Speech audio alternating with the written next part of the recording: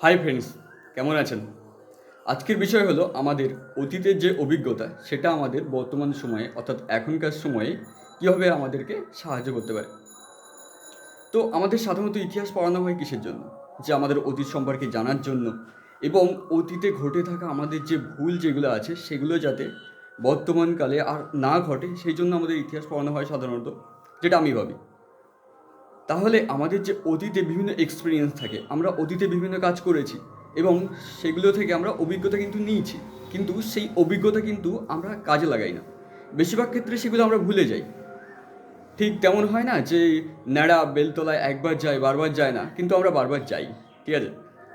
So ভাই, আহ, আমাদের যে অতীতের যে অভিজ্ঞতা আছে যেগুলো থেকে আমরা অনেক কিছু শিখেছি, সেটা কিন্তু আমাদের কাজে লাগানো দরকার। যদি আমরা সেগুলো কাজে লাগানো শিখে যাই, আমরা শুরু করি কাজে লাগানো, আমাদের কিন্তু প্রচুর হেল্প পাবো আমরা। কারণ আমাদের অতীত 1-2 দিনের না, 20-25 বছর ধরুন আপনার বয়স।